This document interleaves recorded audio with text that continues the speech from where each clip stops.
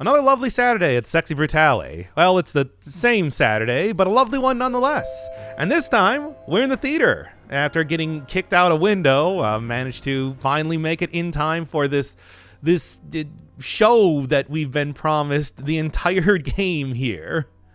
But of course, first, plenty of stuff to do before that even starts. 7 o'clock means that there are a lot of objects to take a look at and try and figure out if I can do anything with.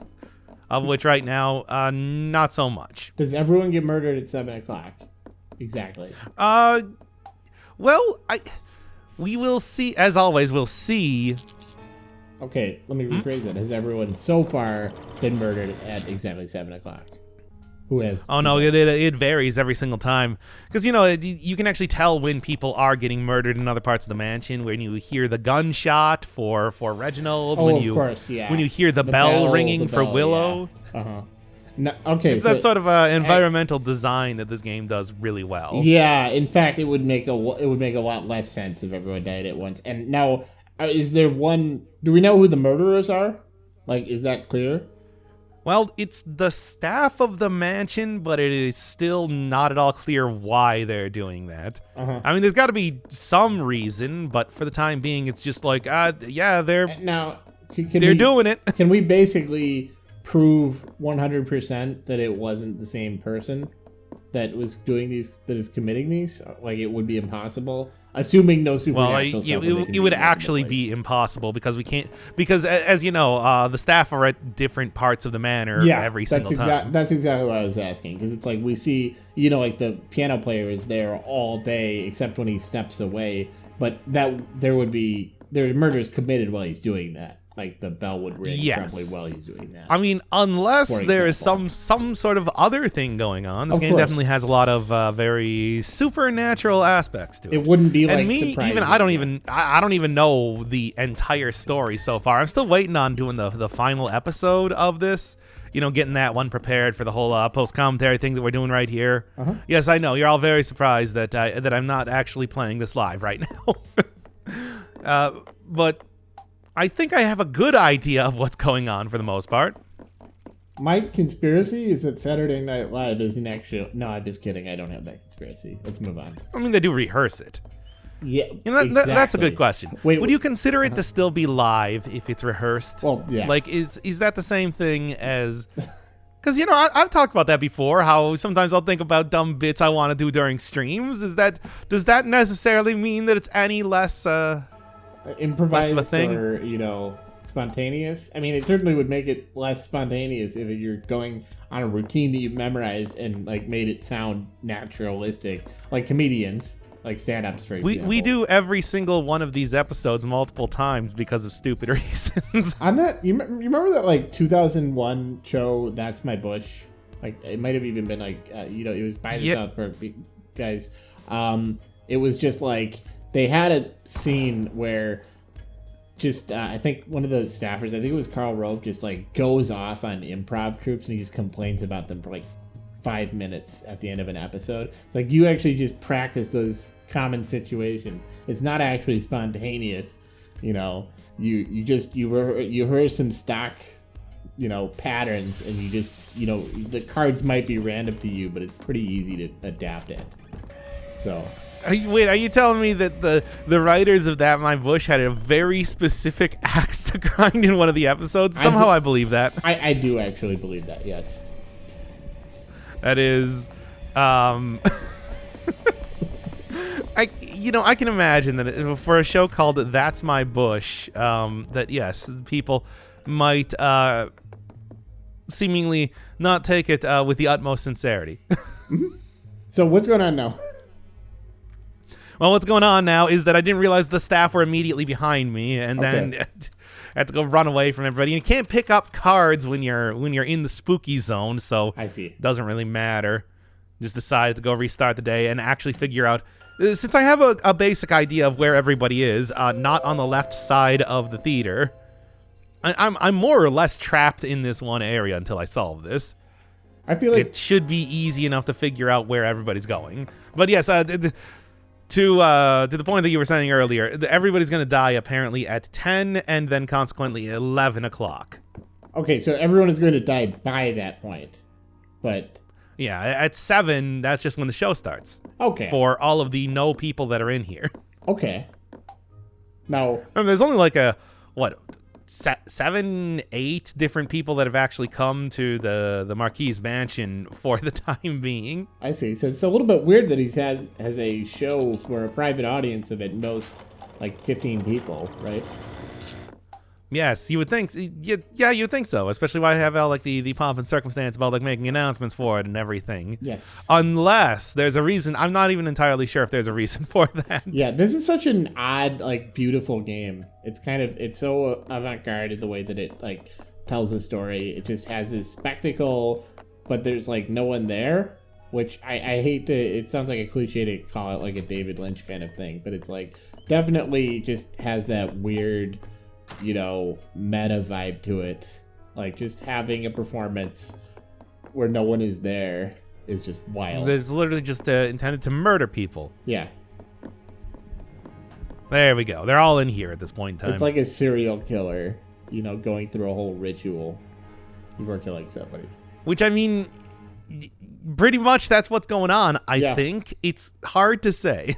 Well, I think what they're doing, though, is I think they're really a lover of puzzles, and they're giving you an intricately crafted puzzle that you have to solve via the time loop logic.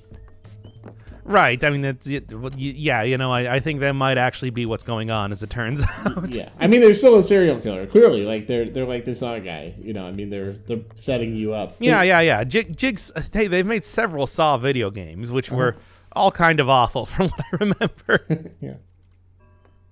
If you like that part where, like, a tripwire will cause a shotgun to shoot off your head, well, the Saw games are for you because it happens roughly every 5 minutes.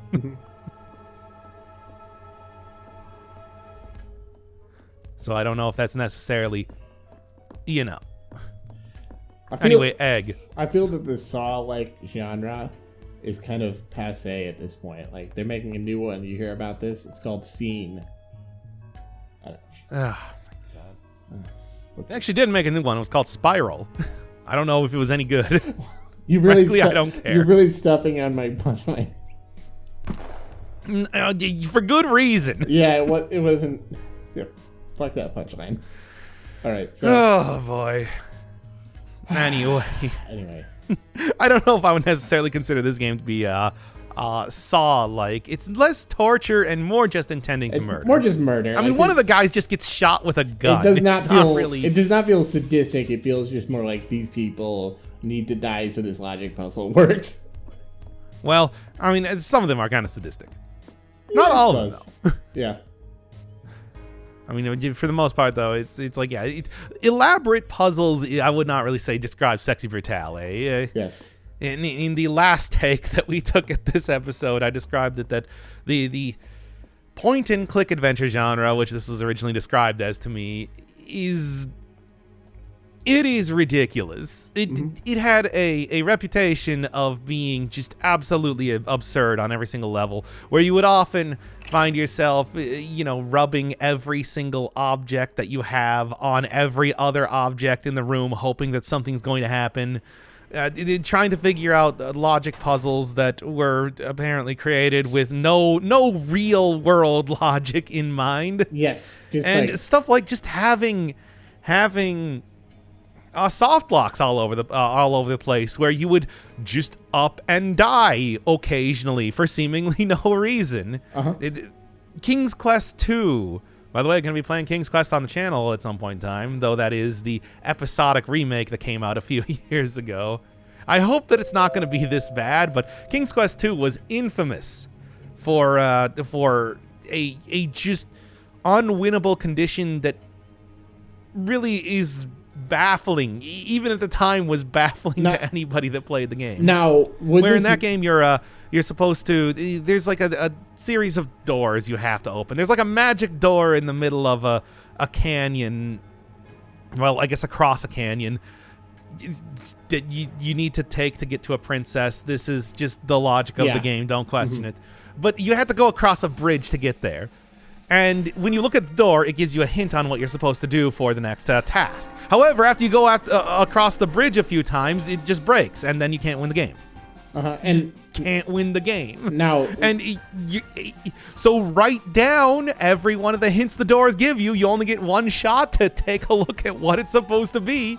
Now, I have to say, does it, like, you say soft lock, you mean it would, like, mess up your save file? So you'd actually... Yeah, even if you saved, if that bridge is broken, you can never get across it after it breaks. Oh my god, yeah, I hate when that kind of thing happens in old games. I mentioned Mario's Time Machine, it's a good example of that one as well. That, we've talked about that a lot on the channel. We do not talk about that a lot. What, you've not played Mario's Time Machine? Okay, well, let's No, I have not played Mario's Time Machine. I mostly know about it due to the weird Luigi sprite that became a meme like 10 years ago. I don't think Luigi was even in that game, though. You did give me a ROM of that game because I don't know. I don't know. I think we were going to play it on the channel at some point. I mean, we still can. It's just for right now. I'm focusing on on an awful lot of other series. Yeah. I finished like 5 different series since the start of the year at this point. Mm-hmm. I feel like if I'm in an electric cage with a, with a Faberge egg, I feel like I'm not in a good situation. Yeah, I would probably say things like that. No, did you also miss the gigantic spikes currently descending on him at this point in time too? Oh, I actually did miss that. That is. Oh wow. So that's. Wait. Why is he saying my hands? My hands. I need my hands. Like, I feel like. Yeah, he's a lock picker. If he actually had usage of his hands, he would be able to go over to the little trap door. Well, that actually makes a lot of sense. I was gonna say, why is this guy complaining about his hands? What a dumbass! It's like, no. Actually, that would perfectly explain it. That is the exact sort of. So yeah, you can see what we're looking at here. It's pretty much there are 2 switches on either side of the theater. You got to do something with them to try and stop this. Because clearly the entire, like I said, not a complicated, not a old Sierra type of puzzle. This is not taken after Roberta Williams right now. Mm-hmm. All we got to do is just shut off the magic super electro cage. Now, why is his hands stuck to the egg? I don't know how that works. Let's just say it does. Now, because he's somehow still alive. Oh, come on. Because what? Oh, okay, that's extreme. No, I think he's just about to expire. Sometimes it takes him a little bit to bleed out. Oh, yeah. Something this game also has in common with the Return of the Obra Dinn. And yeah, I think that should do it. Yeah. Just about dead. Excellent. Okay. Now he's dead. Now. He is definitely dead at this point in time. Dead. I swear to God, he's hanging from the spikes. No, he's still not dead, apparently. At least according to the flames on my mask. Okay. Oh, well, we can take the opportunity to go grab a few more cards. About now and... Okay, yes. Okay. Now. Okay. Finally. Oh, thank God. That was probably painful. I've got to say. Just my take. Yoink. Not every one of the invitations is as easy to get as that, but most of them are. Okay. Just gotta wait until somebody dies and then just reach right in their pockets. You know how that goes. What is with the invitations? How does that work with the system of the game? Oh, that just gives you lore on the characters. Kind of gives them an explanation as. Yeah. I mean, it's collectible, but you also get a good explanation as to what the deal is with every one of the characters that you get it from. Now, based on his comment, I feel like what you need to do is find some way to get his hands unstuck from the egg. Because he says if he has his hands, he's a lockpicker. He can get out of that, and then the other person won't die either. Well, the problem, though, is how am I supposed to do that while he's still alive? Because then I go into spooky zone, remember? Oh, yeah, that's right. Huh. Well, you could... Maybe he grabbed some peanut butter at some point, and he doesn't realize it. Well, I mean, the other thing is that I don't know if I'm going to be able to get a stick of butter to smear all over the egg as of right now. I'm kind of... Actually, they do have popcorn. Maybe that would... Okay, this is like actually maybe a good... okay, quote-unquote good solution to this puzzle. Uh-huh. This is a solution to this puzzle. I'll say like that. This is a game that only has one or two solutions. I don't even know if I would necessarily say that it's very logical. It's just like that. Sure. What you need to do is go talk to that invisible fish. Nobody noticed. Oh, sure. The other ghosts have no problem getting in here. I swear. Got to open the switch that makes the invisible switch. Pour water on his hands so that they get rid of the sticky. And I mean, that is sort of what happened with Willow, but yes. Mm-hmm. If my hands weren't so wet, I could pick this lock. Hey, there we go. Lighter. Yeah, this is the... you remember in the last episode that I said that I was going to be getting the lighter soon enough. The other key item that I currently have in the game, aside from the pocket watch. Well, that's how you get it. Magic lighter is being kept. And I guess that makes a lot more sense that you want to keep a magical lighter inside of a safe, but whatever. So what you've got to do is you've got to do a soft boil on that Faberge egg. Yeah, that's right. I mean, well, hey, if I broke the egg, there wouldn't be any reason for him to want to get into that cage in the first place. Yeah. Then again, it is a man-sized Faberge egg. What exactly am I going to be doing with that? I don't know. What would you do with that? That's a good question. Like, display it? Like, do you put that on your mantle? Faberge eggs usually very, very, I don't know, fragile? I mean, I use one... They're not called Fragile J eggs. Yes, but they are extremely fragile. No. Ironically. Oh, okay, well... No, I have no idea. They're just...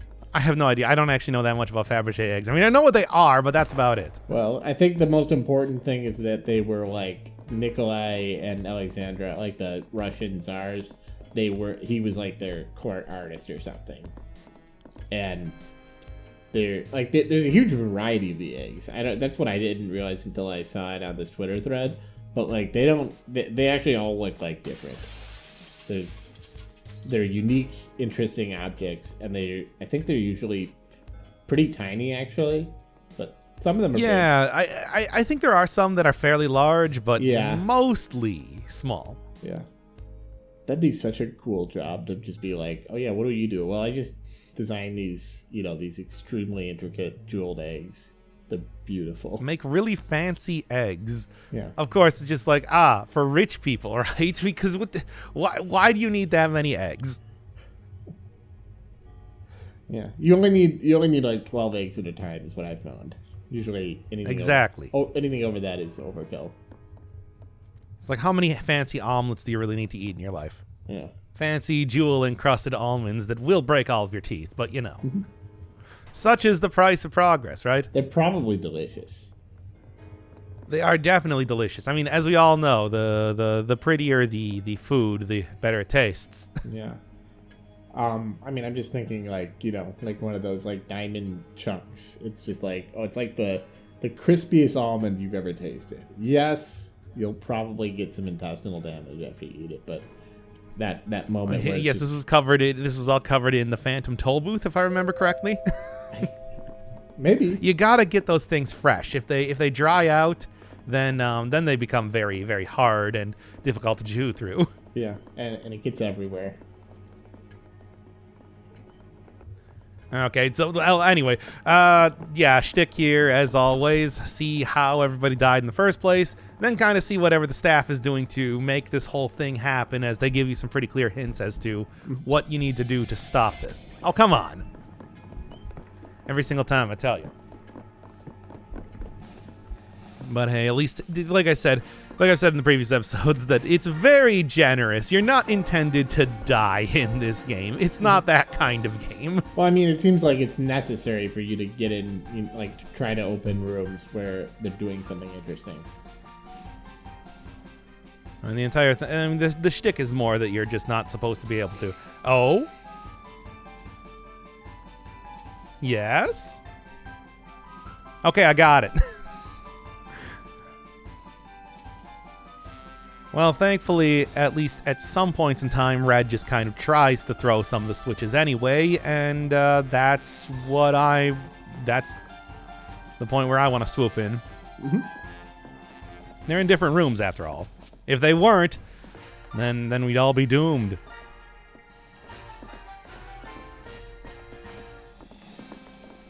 I think it's one of the things I never actually showed right now is that over in the room that all the staff members are walking into, the only thing that's in there is a mirror.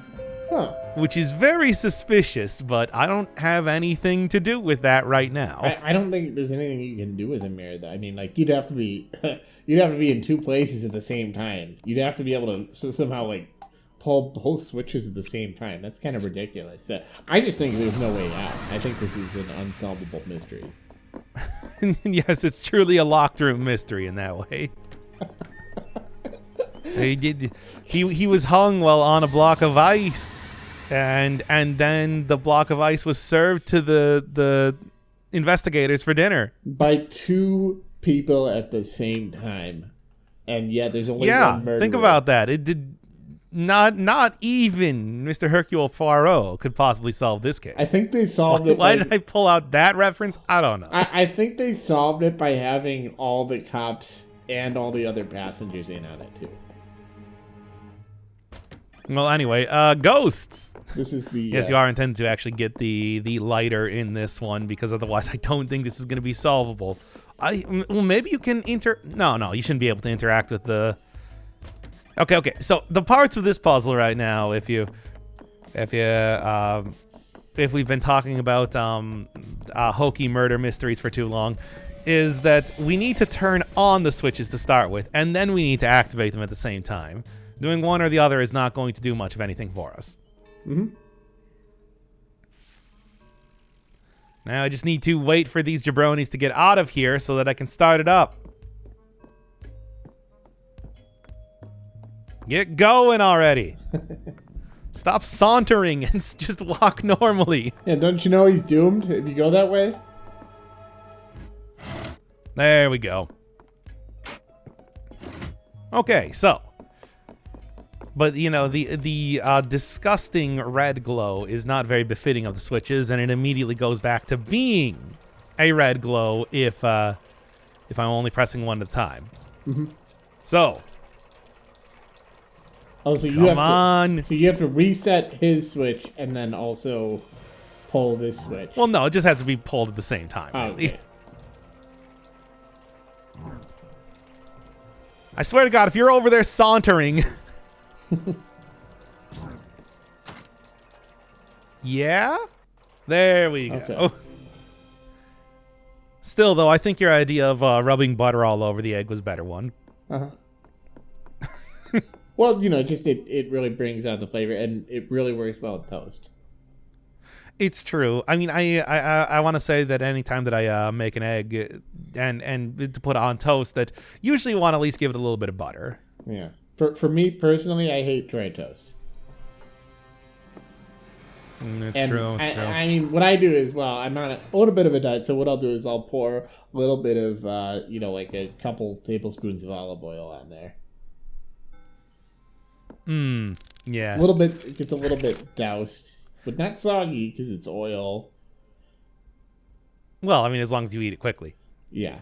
And then that's a problem. If you're making like 6 or 7 pieces of toast, those things are going to be getting pretty soggy by the time that you actually get the eggs on there. Yeah, and I mean, it's a little bit of a keto diet, so I'll just put some French fries on there too, just to balance out the oil, because it is a little bit too much oil. Oh man, that does sound kind of good. I mean, hash browns are more or less tiny fries, right? Yeah, I do feel like though it's kind of like I'll put some. The fries are a little bit dry, so what I'll do is I'll pour some gravy on there, and then just to make it a little bit, flavorful, I'll put some butter on top of that. You think that actually, unironically, do you think that like dipping fries in butter would be good? Now that you mention it, probably. I mean, like both potatoes and eggs and toast. Yeah, it's a common thing. It is a common type of way to serve those. I've never had that before, I don't think. I've never had it either. I'm just considering it because you can kind of picture it. Yeah, no, I know what you mean. I don't know. I mean, I've had malt vinegar on fries. That's good. That's good, Obviously, ketchup is mostly just like sugar and tomatoes. Come on, is butter really that unusual? Mayonnaise and fries? Yeah, I bet that's pretty good. I don't think that is that's like a Canadian thing, I think. I mean, poutine would be like gravy on fries, which is what I was referencing. Yeah, gravy on fries. It's like, is butter all that out of character for what people normally put on fries? No, it's not. It's just I don't think we do it. I mean, obviously I've had buttered potatoes. Yeah, exactly. Okay, well, anyway, yeah, if you were wondering if I remember when I was doing this, I was thinking, am I supposed to figure out some way to get into that trap door? Nope. That was never actually the intended solution. Huh. Strangely enough. That is surprising. Because that's such a one of the few sort of red herring things that make it so these puzzles have some kind of weird... That's actually going to come into play in the next episode, but for right now, not so much. Anyway... So the lockpicking guy, not Grayson as his name is you do not get his invitation in this part. You actually get it way later. So that is something that I'm not going to be looking at here, but we still did get reds because, it was pretty easy just to take it out of his pocket after he died. Yes. As you do. Marquis was also increasingly interested in an immersive theater that would take over the entire mansion. Huh. It's an interesting sort of thing. Well, that's kind of like I don't know if that explains much, though, because it's like, I might love cinema verite. That doesn't mean I'm going to install a bunch of cameras around my house. Well, we are talking about very rich people. That's true. The morality does not apply in the same way. Or something. It's hard to say. Well, anyway, there we go. Moloch egg. Yeah, if you're wondering, that egg is, in fact, a very valuable treasure. It's not just some sort of weird big egg that appeared there. Okay. Oh, but wait, I should That said, why Grayson was looking for it in a small wall safe, I don't know. Yeah. You got an entire entry for the switch rooms, which, considering that as just a contrivance of the puzzle, I have no idea why that requires its own explanation in the lore. Yes, but whatever. Fine, fair enough. Look, we got it. I got it. It's fine. It's trying to establish how rich the guy is, because we haven't established that enough already. Oh God, no. I mean, if there's one thing that they haven't done, it's established just how rich the Marquis is. Yeah. I agree. They haven't. Take place over hours or even an entire day, you say. What? Yeah, starting to get in there now, aren't we? Well, anyway, next time we'll finally be dealing with the guys from the main hall that we have yet to do anything with. Wait, what?